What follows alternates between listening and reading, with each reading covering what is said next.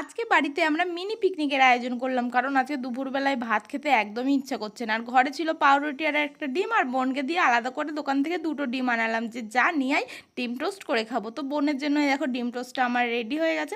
আর আমি একটুখানি অন্যরকম করে বানাচ্ছিলাম, একদম বার্গার টাইপের করে। আর ঘরে পেঁয়াজ ছাড়া শসা টমেটো কিচ্ছুই ছিল না, তো শুধু পেঁয়াজ দিয়েই বানিয়ে দিলাম। আমি বোনকে বলেছিলাম যে আমি বার্গারের মতো করে খাবো, তুই বার্গারের মতো করে খাবি কিনা। তো বোন বলছে যে আমি ডিম টোস্টের মতো করে খাবো, সেই জন্যই ওকে ডিম টোস্টের মতো করেই বানিয়ে দিয়েছি। আর এইদিকে বোন আমাকে লুকিয়ে লুকিয়ে দেখো দোকান থেকে সস নিয়ে এসেছে, আর আমি যেই টের পেয়েছি আমি নিজে নিজে দিয়ে নিচ্ছি। আমাকে একবারও বলেও নি যে সস নিয়ে এসেছি। তো সেই জন্য দেখো আমি বোনের সাথে একটুখানি মারামারি দুষ্টুমি কাড়াকাড়ি করে নিচ্ছিলাম। আর এইদিকে দেখো দেখতে দেখতে আমার বার্গার বানানোটাও শেষ, আর বোনকে শুধু খেপাচ্ছিলাম, কারণ আমি বার্গারের মতো করে খাচ্ছি আর ও ডিম টোস্টের মতো করে খাচ্ছে। খাবি খাবি এই বলে খেপাচ্ছিলাম। আর ওকে বললাম খাবি খাবি, দেবোই না তোকে। তো তাই বলে নিজে নিজে খেয়ে নিলাম। আর সিম্পল বার্গারটা জাস্ট ওয়াও লেগেছে। আর তারপরে যা বাদ বাকি সস ছিল তাই কেকে কেকে বোন খেয়ে নিয়েছে। তো আজকের মনি ব্লগটাই পর্যন্ত।